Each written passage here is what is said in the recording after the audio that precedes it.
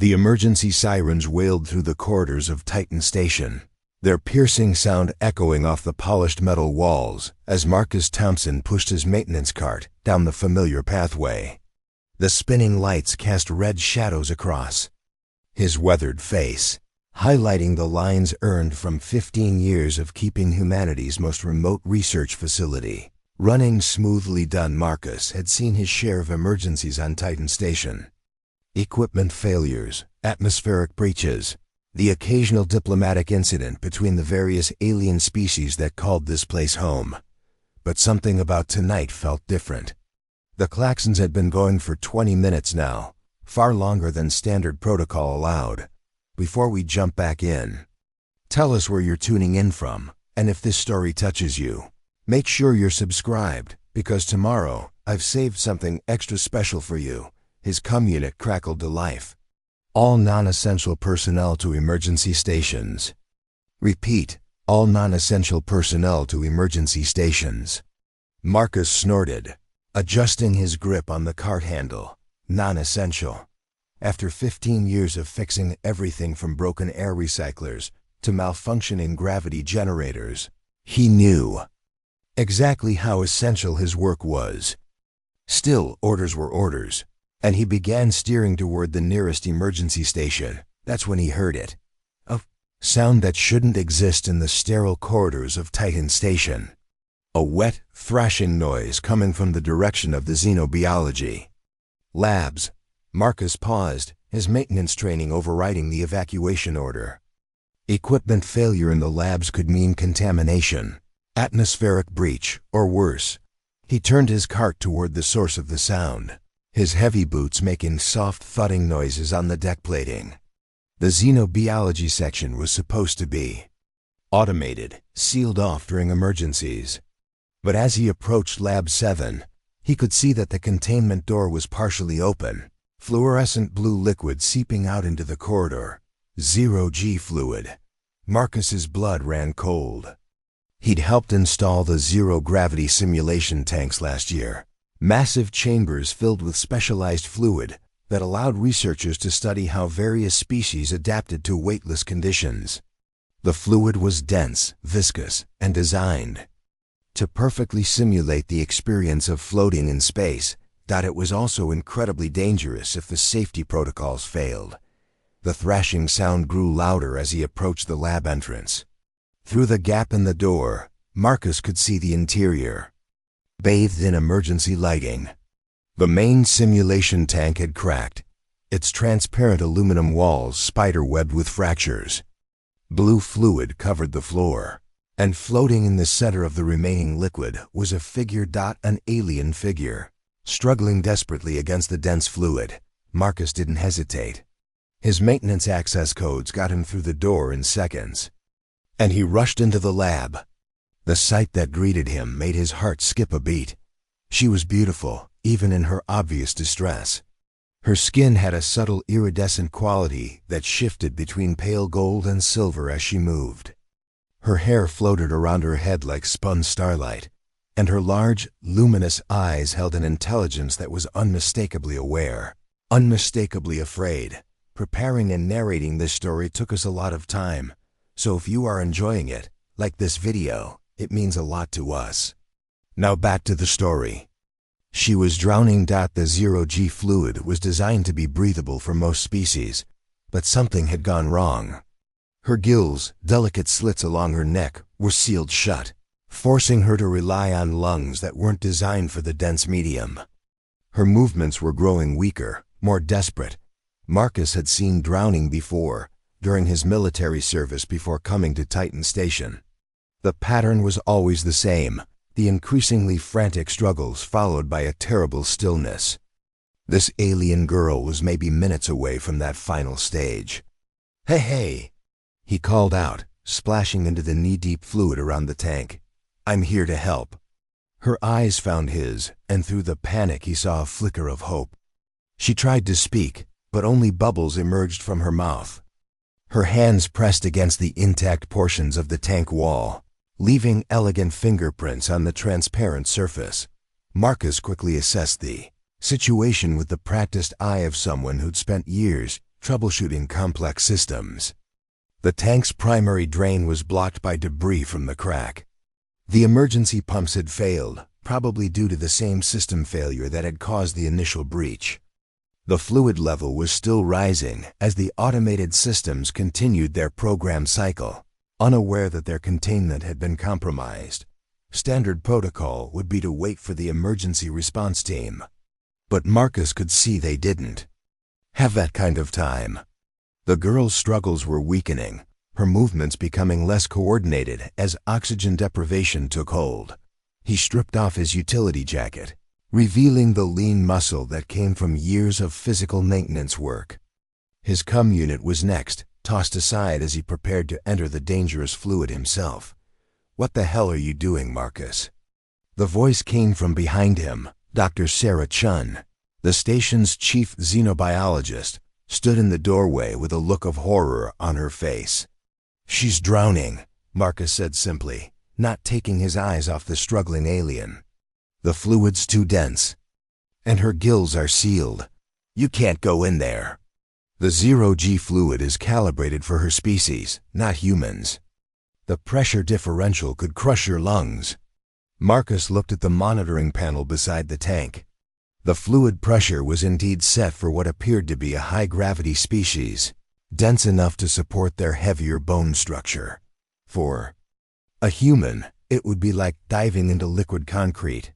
"Then I'll have to work fast," he said, already moving toward the tank's access ladder. "Marcus, no. The emergency team will be here in 15 minutes. We can drain the tank remotely once they override the system failures." "Look at her," Marcus said, pointing to the alien girl whose movements had slowed to barely perceptible struggles. "She doesn't have 15 minutes. She might not have 5. Dr. Chun followed his gaze and saw what he saw. The alien's eyes were starting to flutter closed, her body beginning to sink despite the fluid's buoyancy. The universal signs of oxygen deprivation were unmistakable, regardless of species. Marcus climbed onto the tank's edge, the thick blue fluid lapping at his boots. Up close, he could see the alien girl more clearly. She was young, probably equivalent to early 20s in human terms. Her body was elegantly proportioned, adapted for what was obviously an aquatic environment. But those sealed gills told the story. She was designed for water, not the synthetic soup of the zero-G tank. "The fluid composition," Dr. Chun said suddenly, her scientific mind racing. "It's not just density. The chemical balance is wrong for her respiratory system. That's why her gills sealed. It's a defensive response to hostile liquid. Can you fix it?" "Not quickly enough. The mixture protocols would take at least an hour to recalibrate and process." Marcus nodded grimly. He'd hoped there might be a technical solution, but sometimes the simplest answer was the only one available. He took a deep breath and slipped into the tank. The sensation was unlike anything he'd ever experienced. The zero-G fluid was warm and incredibly thick, like swimming through honey. Every movement required tremendous effort, and he could feel the pressure building in his chest immediately. Dr. Chun had been right about the danger. His human physiology was definitely not designed for this environment, but he'd been in dangerous situations before. His military training kicked in, teaching him to control his breathing, to move efficiently despite the resistance. He pushed through the dense fluid toward the alien girl, who had now gone completely still. When he reached her, Marcus was struck by how small she seemed up close. Her body was lithe and graceful, obviously adapted for fluid movement, but there was a fragility to her that made his protective instincts flare. Her eyes were closed, her face peaceful despite the life-threatening situation. Marcus wrapped his arms around her, feeling the strange sensation of her iridescent skin against his own. She was warm, and he could feel a heartbeat, though it was rapid and irregular. Still alive, but not for long. The real challenge was getting them both out of the tank. The fluid's density made every movement exhausting, and Marcus could feel his own oxygen reserves depleting rapidly. His lungs burned. with the effort of breathing the thick medium, and dark spots were beginning to dance at the edges of his vision. "Marcus," Dr. Chun's voice seemed to come from very far away. "The tank's pressure is increasing. The automatic systems are still running." He looked up and saw that she was right. The fluid level was still rising, and the pressure indicators on the tank wall were climbing toward dangerous levels. Soon, the environment would be lethal even for the alien species it was designed for. Marcus made a decision. Instead of trying to climb out of the tank with the alien girl, he would have to drain it. The manual override was located at the bottom of the tank, accessible only from inside. It was designed as a last resort safety measure, but this definitely qualified. He began swimming downward, the alien girl's body limp in his arms. The pressure increased with every foot of depth, and his lungs felt like they were being compressed in a vice. The bottom of the tank seemed impossibly far away, and his vision was starting to tunnel. But he kept swimming. The manual override was exactly where it should be, a simple lever protected by a clear cover. Marcus positioned the alien girl carefully, making sure she wouldn't sink further, then used his elbow to smash the protective cover. The lever was stiff, designed to require significant force to prevent accidental activation. With his lungs screaming for air and his muscles burning from the effort of moving through the dense fluid, Marcus threw his full weight against the lever. It moved, slowly at first, then with a satisfying click as it reached the full open position. Immediately, he felt the fluid begin to drain. The powerful pumps, now given a clear path, started evacuating the tank at an impressive rate. But the process would still take several minutes, and Marcus wasn't sure he had that long. He grabbed the alien girl and began swimming upward, following the receding fluid level. His movements were becoming uncoordinated as oxygen deprivation took hold, but he forced himself to keep going. The girl in his arms was completely unconscious now, her body floating limply in the dense medium. As they reached the surface, Marcus felt strong hands grab him. Dr. Chun had somehow made it into the tank and was helping to pull them both to safety. Together, they managed to get the alien girl out of the fluid and onto the lab floor. Marcus collapsed beside her, his lungs burning as he gasped for air. The transition from the dense zero-G fluid to normal atmosphere was jarring, and he could feel his body struggling to readjust. But his attention was focused on the alien girl, who remained unconscious and unresponsive. "She's not breathing," Dr. Chun said, her medical training taking over. "Her gills are still sealed, and her lungs are full of fluid." Marcus looked at the unconscious alien, noting the subtle rise and fall of her chest that indicated some respiratory activity, but it was clearly inadequate. Her iridescent skin had taken on a bluish tint that he instinctively recognized as a sign of oxygen deprivation. "What's her species?" he asked, forcing himself to focus despite his own exhaustion. "Nereid," Dr. Chun replied, running her medical scanner over the alien's body. "They're from the Andromeda sector, an aquatic species that evolved in high gravity. Ocean worlds. They can breathe both water and air, but their gills are sensitive to chemical contamination." Marcus studied the alien girl's face, noting the delicate gill slits that remained tightly closed. He'd worked with enough different species to know that each had unique physiological responses to stress, but the basics of life support were often universal. "Can you open her gills manually?" "Too dangerous. If I force them open while the tissue is contaminated, I could cause permanent damage. Her body sealed them for a reason." Marcus looked around the lab, his maintenance mindset automatically cataloging available resources. The standard medical equipment was designed for humans and a few common alien species, but nothing specifically for nereids. However, his years of improvising solutions in emergency situations had taught him to think creatively. "What about flushing her system?" he suggested. "If the contamination is chemical, maybe we can dilute it." Dr. Chun paused in her examination. Considering his words, that's actually not a bad idea. But we'd need a compatible fluid. Something that won't trigger her defensive responses, but will clear the zero-G fluid from her respiratory system. Marcus was already moving, his body protesting but his mind focused on the problem. The lab's emergency supplies included various fluid samples, but most were either too synthetic or too alien for a Nereid physiology. Then he remembered something. From his earlier maintenance work. The atmospheric processors, he said, moving toward a storage cabinet. They produce condensed water vapor from the station's air recycling system. It's as pure as we can get, no chemical additives. He found the container he was looking for, a sealed flask of distilled water that was used for calibrating sensitive equipment.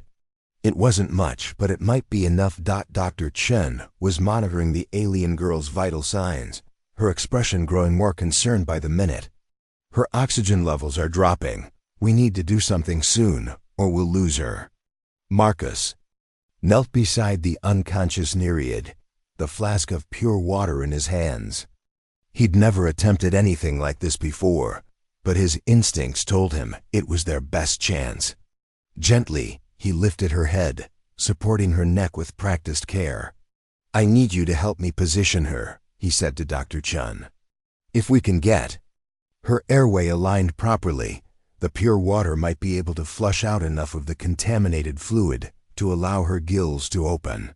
They worked together, adjusting the alien girl's position until her head was tilted back at an optimal angle. Marcus could see the delicate structure of her gills more clearly now, the way the protective tissue had sealed over them like tiny doors. Her breathing was becoming more labored, her body fighting for oxygen it couldn't properly process. "Here goes nothing," Marcus murmured, carefully pouring a small amount of the pure water over the sealed gill slits. The reaction was immediate. The alien girl's body convulsed slightly, and her eyes flew open, revealing irises that swirled with colors like captured starlight. She tried to speak but could only produce a wet, gasping sound. However, Marcus could see that the pure water was having an effect. The sealed tissue around her gills was beginning to relax, showing the first signs of opening. "It's working," Dr. Chen breathed, her scanner showing improved readings. Her system is recognizing the pure water as safe. The chemical contamination is being diluted. Marcus continued the careful process, using just enough water to flush the contaminated fluid without overwhelming the alien's respiratory system. With each application, her gills opened a little more, and her breathing became slightly easier. The alien girl's eyes remained fixed on Marcus throughout the process, and he could see intelligence there, awareness of what he was doing to help. Her hand moved weakly, reaching toward him, and he caught it gently in his own. "You're going to be okay," he said softly, not sure if she could understand his words, but hoping she could sense his intent. "Just keep breathing. We're getting you through this." Her grip on his hand tightened slightly, and he felt a strange warmth pass between them.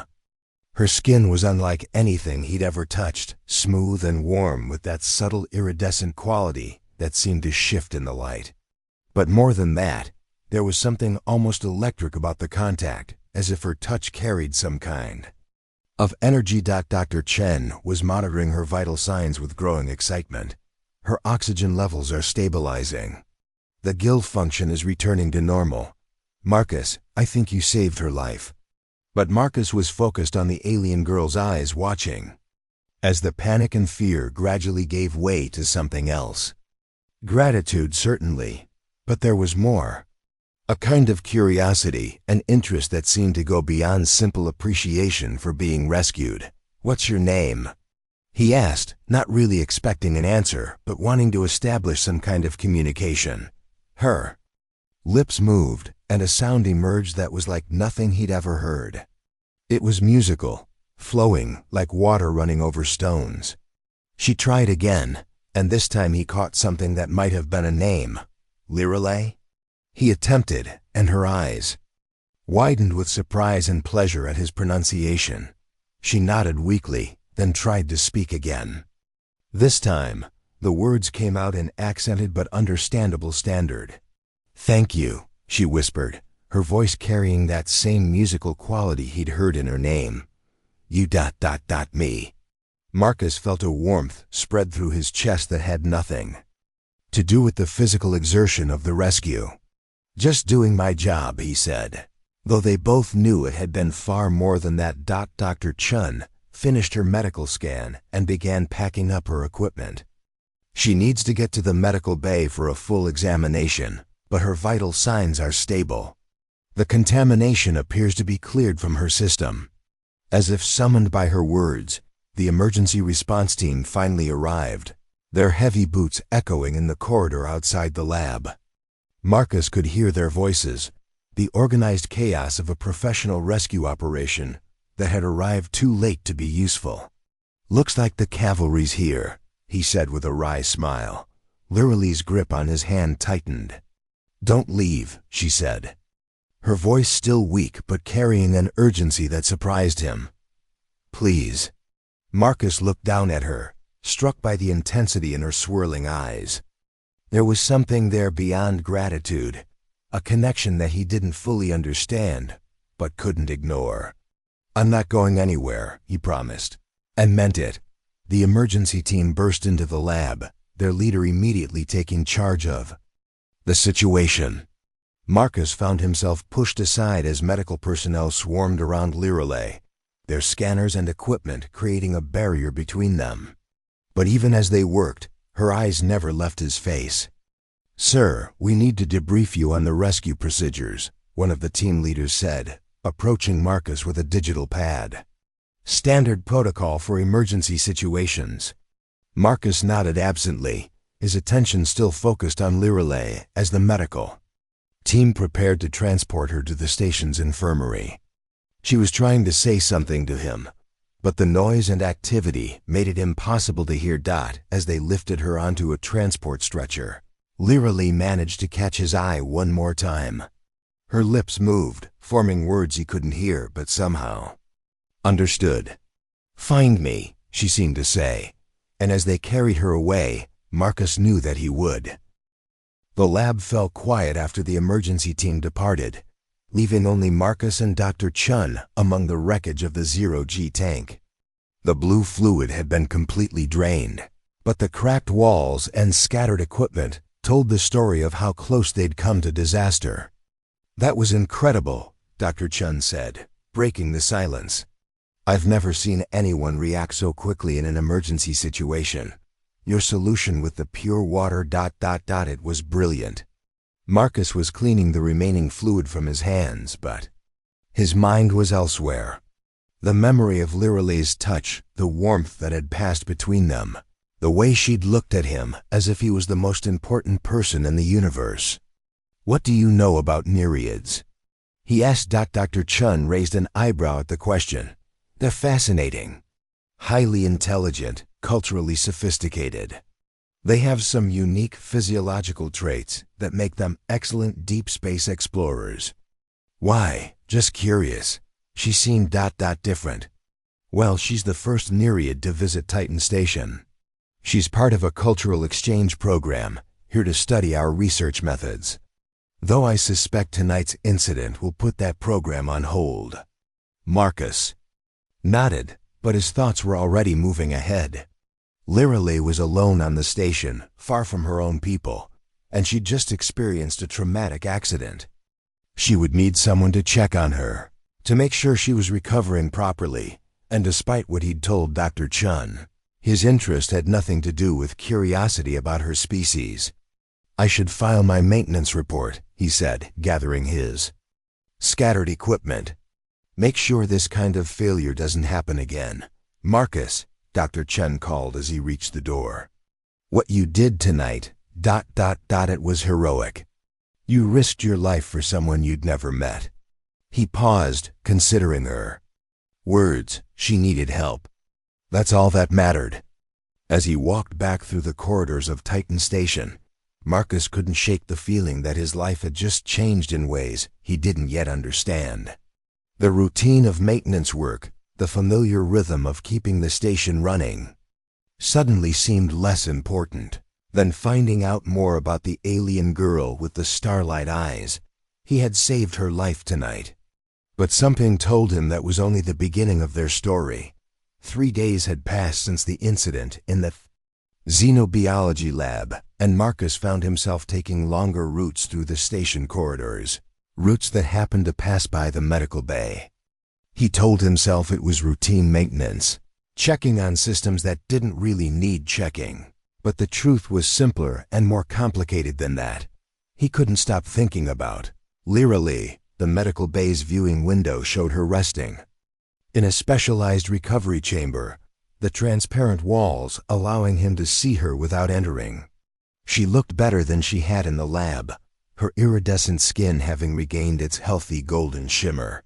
Her breathing was steady and natural, no longer the labored struggle he'd witnessed during the rescue.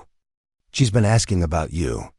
Marcus turned to find Dr. Elena Vasquez, the station's chief medical officer, standing behind him with a knowing smile.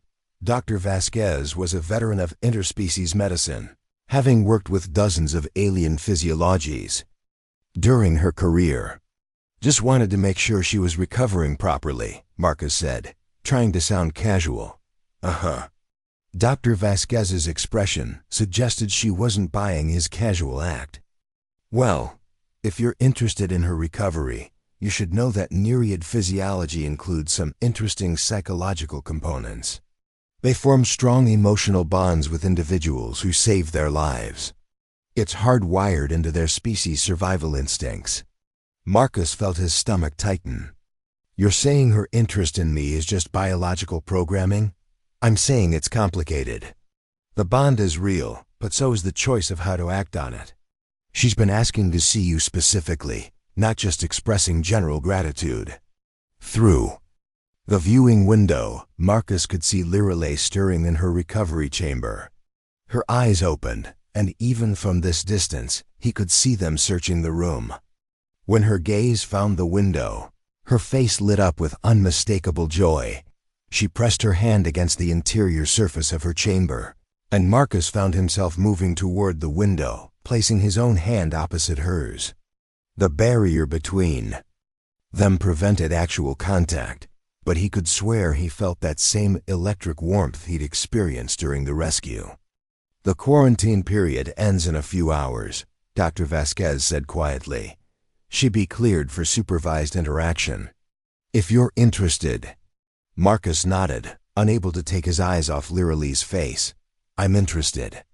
That evening Marcus found himself in the medical bay's consultation room, wearing his best off-duty clothes instead of his usual maintenance uniform. He'd even attempted to tame his unruly hair, though with limited success. The room was designed for comfortable interaction between different species, with adjustable seating and lighting that could be customized for various physiological needs. When Liralee entered, escorted by a medical technician, Marcus felt his breath catch. Outside the clinical environment of the recovery chamber, he could see her more clearly. She was tall and graceful, her movements fluid in a way that spoke of her aquatic heritage. Her clothing was simple but elegant, a flowing garment that complemented her iridescent skin tone, but it was her eyes that captured his attention, those swirling depths that seemed to hold starlight and storm clouds in equal measure. "Marcus," she said, his name taking on a musical quality in her voice. "You came." "I promised I wouldn't leave," he replied, standing as she approached. "How are you feeling?" "Much better, thanks to you." She paused in front of him, close enough that he could catch a subtle scent like ocean spray and warm sand. "Dr. Vasquez tells me I would have died without your intervention. The zero-G fluid was chemically incompatible with my respiratory system. You don't need to thank me again. I just did what anyone would do." Lirelay tilted her head, studying his face with an intensity that made him slightly uncomfortable. "That's not true, and you know it. Dr. Chun told me about the risks you took, entering the contaminated fluid. The pressure differential could have killed you." Marcus shrugged, trying to deflect the praise. "I've been in worse situations. Have you?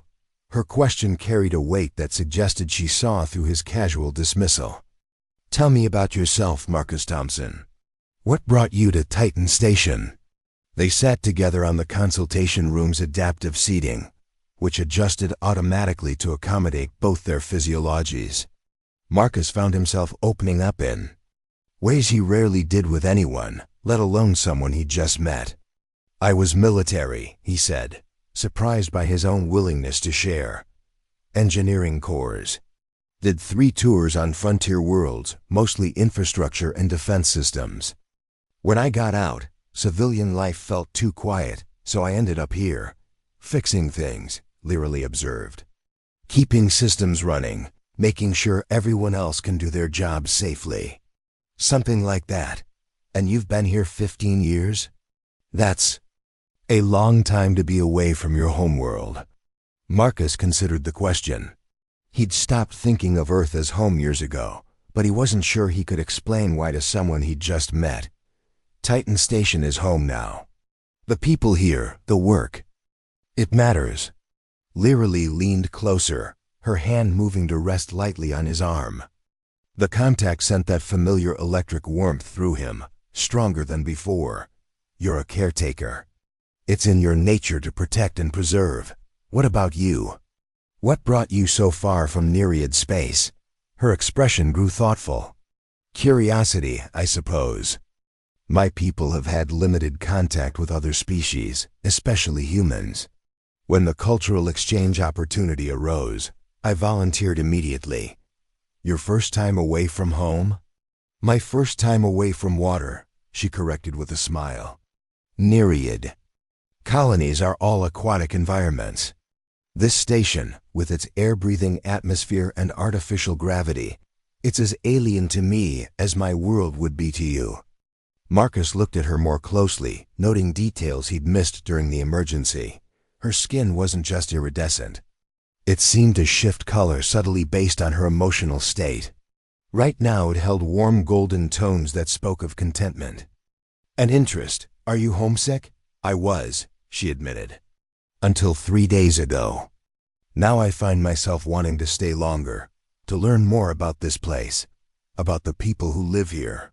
Her fingers traced a pattern on his arm, and Marcus felt his pulse quicken. There was something hypnotic about her touch, the way it seemed to resonate with something deep inside him. Dr. Vasquez mentioned that Nereids form bonds with those who save their lives, he said carefully. Is that what this is? Learily's eyes flashed with something that might have been annoyance. Is that what you think? That my interest in you is just biological programming? I don't know what to think. I've never met anyone like you before. Nor. You, her voice softened. Yes, my species has strong survival instincts that create emotional bonds with protectors. But we also have free will, Marcus. The bond creates the potential for connection, not the obligation to act on it. She stood and moved to the room's viewport, which showed the swirling clouds of Saturn in the distance. Marcus joined her, standing, close enough to feel the warmth radiating from her skin. On my world, she continued, we have a concept called etheric resonance. It's the idea that some individuals' life energies harmonize with each other, creating a connection that transcends normal social bonds. Sounds romantic. It's more than romance, it's recognition. When I first saw you in that lab, when you risked your life to save mine, I felt something I'd never experienced before. Not just gratitude, but recognition, as if my soul had been waiting for yours. Marcus turned to look at her profile, noting the way the artificial starlight played across her features. That's a lot to process for someone who just met you 3 days ago. I know, and I'm not asking you to feel the same way. But I wanted you to understand that my interest in you isn't just alien biology. It's choice. The consultation room's communication system chimed softly, indicating that their supervised interaction time was nearly over. Marcus felt a surge of disappointment that surprised him with its intensity. Can I see you again? He asked. When you're fully cleared for normal interaction. Lyra turned to face him fully, her eyes bright with unmistakable joy. I would like that very much. 2 days later, Marcus found himself in the station's observation lounge, waiting for Lyra to arrive for what he supposed could be called their first real date. The lounge was one of the few areas on Titan Station designed purely for recreation, with comfortable seating and massive viewports that offered stunning views of Saturn's rings. He'd chosen the location carefully, remembering her reaction to the viewport in the medical bay. For someone from an aquatic world, the vast emptiness of space might provide a sense of freedom similar to what she'd experienced in deep water. When Lyra arrived, Marcus felt his breath catch again. She wore a flowing dress that seemed to shimmer and move like liquid, perfectly complementing her iridescent skin. Her hair was arranged in an elaborate style that was both elegant and practical, and her eyes held that same warm golden glow he'd noticed during their conversation. "This is beautiful," she said, moving immediately to the viewport. "On my world, we have deep ocean trenches that stretch beyond sight. This reminds me of that feeling, the sense of infinite space and possibility." Marcus joined her at the viewport, noting how the light from Saturn's rings cast subtle rainbow patterns across her face. "I thought you might appreciate the view. Most people find deep space intimidating, but you seem to find it peaceful. Water people understand infinity," she said with a smile. "The ocean teaches you that there are always deeper currents, hidden places to explore." They settled into the lounge's comfortable seating, and Marcus found himself relaxing in a way he rarely did with anyone. Lyra had a gift for drawing him out, asking questions that made him think about his life and choices in new ways. "Tell me about your military service," she said. "What was it like, building infrastructure on frontier worlds? Challenging, rewarding, sometimes dangerous." Marcus paused, considering how much to share. "We were usually the first permanent human presence on newly colonized worlds. Our job was to create the foundation that would let others follow. You built homes for people you'd never meet. I suppose that's one way to look at it. It's a noble calling, creating the conditions for life to flourish." Her hand found his, their fingers intertwining naturally. "Is that why you stayed in maintenance work? The satisfaction of keeping things running smoothly?" Marcus looked down at their joined hands, marveling at how perfectly they fit together despite their different physiologies. "Maybe I never really thought about it that way." "I've been watching you work," Lyra admitted. "During my recovery, I had access to the station's internal monitoring systems. I saw how you move through the corridors, how you interact with the equipment and the people. You have a gift for seeing what needs to be done and doing it without fanfare. You were watching me work?" Her skin took on a slightly embarrassed golden pink hue. "I was curious about the man who saved my life, and I found myself fascinated by your dedication, your attention to detail. The way you take pride in work that others might consider mundane. It's not mundane to me. Every system on this station is connected. If the waste recyclers fail, people get sick.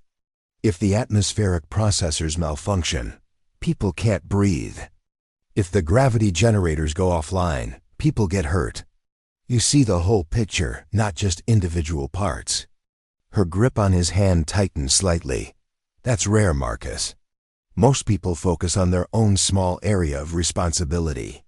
Their conversation was interrupted by the arrival of other station personnel, and Marcus suddenly became aware that they were attracting attention. Whispered conversations and curious glances followed them as more people entered the lounge. "Is there a problem?" Lyra asked, noticing his discomfort. "People are staring," Marcus said quietly. "I think we're causing a bit of a sensation." Lyra looked around the room, taking in the curious faces and hushed conversations. Her expression grew thoughtful. "I hadn't considered that. A Nereid and a human spending time together socially. It's probably unprecedented. Does that bother you? Should it bother you?" She countered, "You're the one who lives here permanently. I'm just visiting." Marcus studied her face, noting the way her skin had shifted to cooler tones that might indicate uncertainty or concern. "I don't care what people think, but I want to make sure you're comfortable."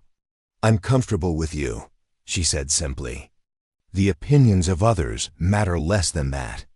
They left the observation lounge together, walking through the station corridors at a leisurely pace.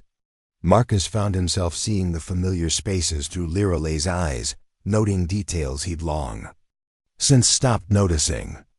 "Your station is fascinating," she observed as they passed through one of the main residential sections. "So many different species living and working together. On my world, we have very little contact with other cultures. It takes some adjustment," Marcus admitted. "But you learn to appreciate the diversity.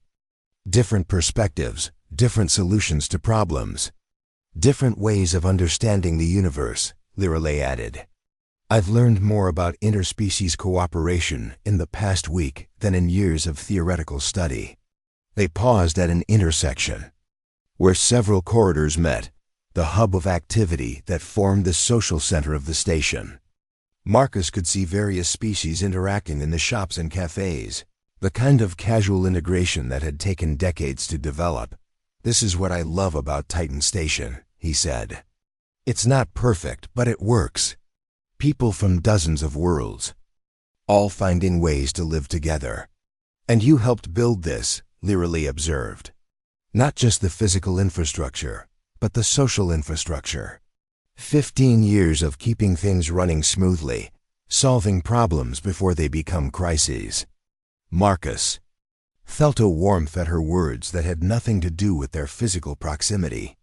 The way she saw his work, understood its importance, made him feel valued in a way he'd never experienced before. "Would you like to see the engineering sections?" he offered. "The parts of the station most people never visit?" Her eyes lit up with genuine interest. "I would love that." Marcus led her through security checkpoints and into the restricted areas where the station's vital systems operated. The engineering sections were his domain, filled with humming machinery and flowing data streams that kept Titan Station alive. "This is incredible," Liralay breathed, taking in the complex arrays of equipment. "The integration of so many different technologies. How do you keep track of it all?" "Practice and a good understanding of how systems interact." Marcus moved to one of the main control panels, his hands dancing over the interface with practiced ease. "Every system talks to every other system. Change one parameter, and you affect a dozen others." Liralay watched him work with fascination, her eyes following his movements as he made minor adjustments and checked status displays. "You're like a conductor, orchestrating a symphony of technology." That's a poetic way to put it. "My people appreciate poetry. We believe that technical skill without artistic understanding is incomplete." Marcus paused in his work to look at her. "What's your area of expertise? I realize I never asked what you do back home." "Bioengineering," she said, moving to examine one of the atmospheric processing units. "I design living systems that work in harmony with technology. Organic computers, biological air purifiers, symbiotic energy sources." "Living technology? Why build artificial systems when you can grow them?" "Biological systems are self-repairing, adaptive, efficient. They just require a different kind of understanding." Marcus watched as she examined the atmospheric processor, her hands moving over its surface with the same kind of intuitive understanding he'd shown with the control panels. "You're reading it," he realized. "The way it operates, its efficiency patterns. All systems have rhythms, biological or mechanical. Once you understand the rhythm, you can predict behavior, identify problems before they manifest." She turned to face him, her eyes bright with excitement. "Marcus, what if we could combine our approaches? Your understanding of mechanical systems with my knowledge of biological integration? The possibilities would be incredible." "You mean work together?" I mean create something entirely new.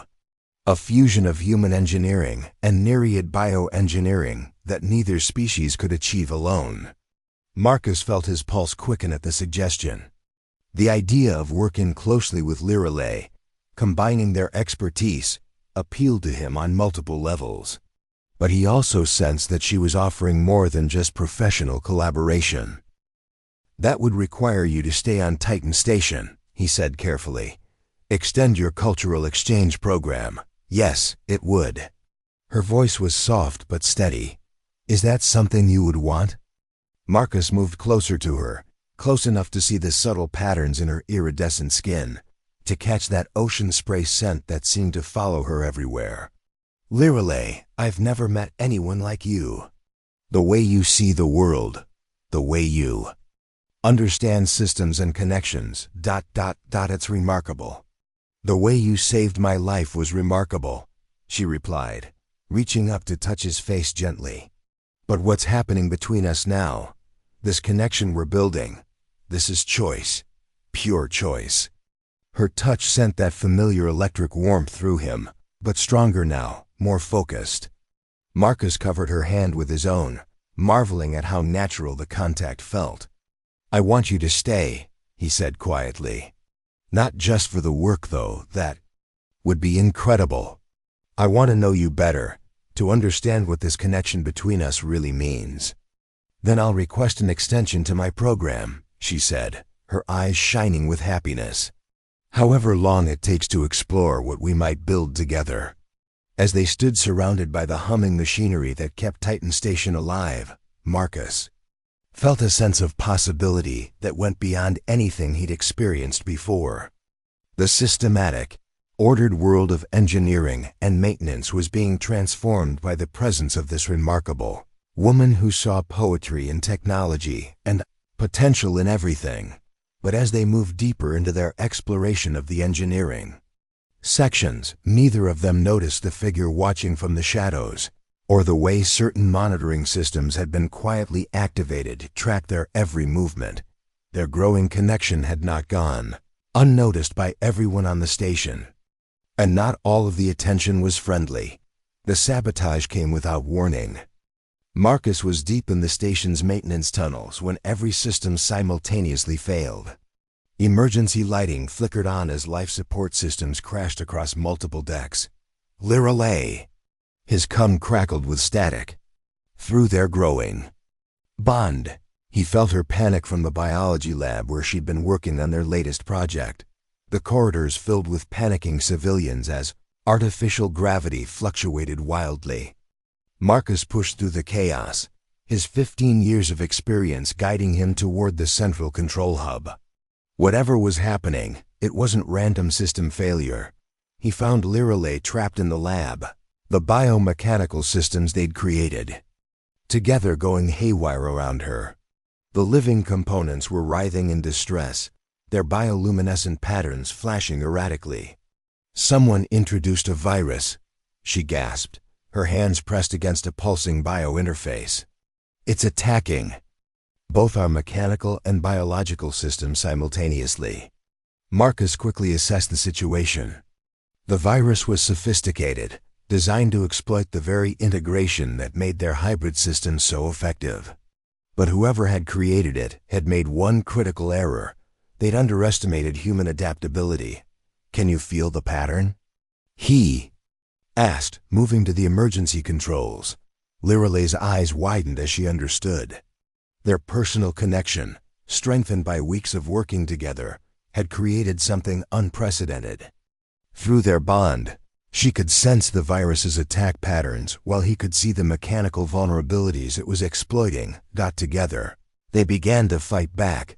Marcus's hands flew over the control panels while Lirelei interfaced directly with the biological components. Their hybrid systems, instead of being the virus's greatest weakness, became their greatest strength. The living technology adapted faster than any purely mechanical system could, while the mechanical components provided stability that purely biological systems lacked. There, Lirelei breathed as the last of the virus was purged from their systems. But Marcus, this wasn't random. Someone specifically targeted our work. The answer came as the lab doors burst open. Commander Hayes, the station administrator, entered with a security team. His expression was cold, calculating. "Impressive recovery," he said. "But this little demonstration proves my point. Your hybrid technology is too dangerous, too unpredictable. It threatens the stability of everything we've built here." "You did this," Marcus realized. "You sabotaged the station to discredit our work." "I protected the station from a reckless experiment," Hayes replied. "Mixing human and alien technology. Without proper oversight, forming inappropriate personal attachments that compromise judgment. It ends now." Marcus stepped protectively in front of Lirelei, but she moved to stand beside him instead. "You're wrong, Commander. Our technology didn't cause this crisis. It solved it. Without our hybrid systems, your virus would have killed everyone on this station." The security team hesitated, clearly uncomfortable with the situation. They'd all seen the catastrophic system failures, and they'd all witnessed the miraculous recovery that had saved their lives. "The integration patterns," one of the technicians whispered.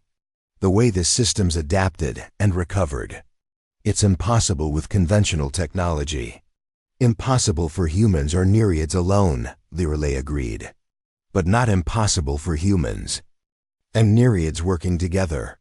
Commander Hayes' face darkened. "Arrest them both. Conspiracy, sabotage, violation of integration protocols."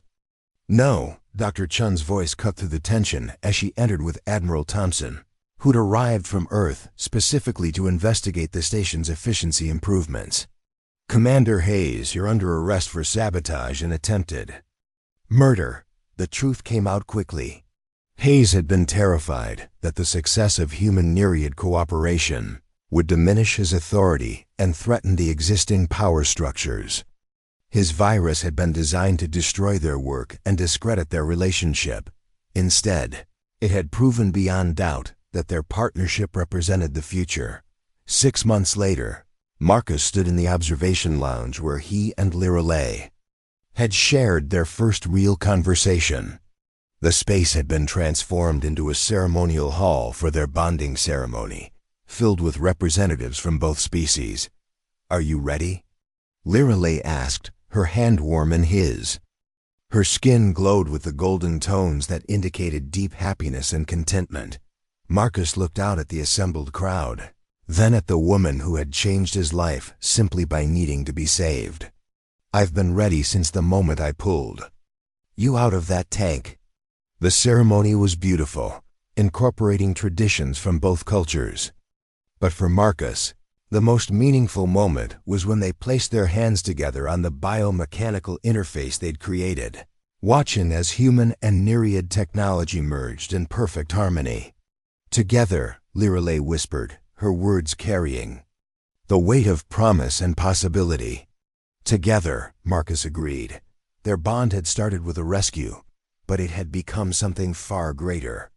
They'd proven that the greatest achievements came not from competition or domination, but from cooperation and understanding.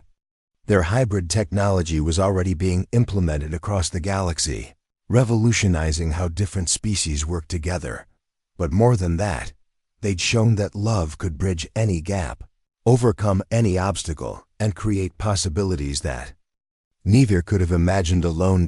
As they kissed to seal their bond, the biomechanical systems throughout the station pulsed with gentle light, as if celebrating the union that had made their existence possible. The maintenance worker who had saved an alien girl's life had become the catalyst for a new age of cooperation between species. And in the depths of space, on a station that had become a symbol of unity, 2 hearts beat as one, proving that the most powerful force in the universe wasn't technology or weapons, but the willingness of one being to risk everything for another. The revolution had begun with a single act of courage, and it would spread throughout the galaxy, one connection at a time. Up next, you've got 2 more standout stories right on your screen. If this one hit the mark, you won't want to pass these up. Just click and check them out. And don't forget to like, subscribe, and turn on the notification bell so you don't miss any upload from us.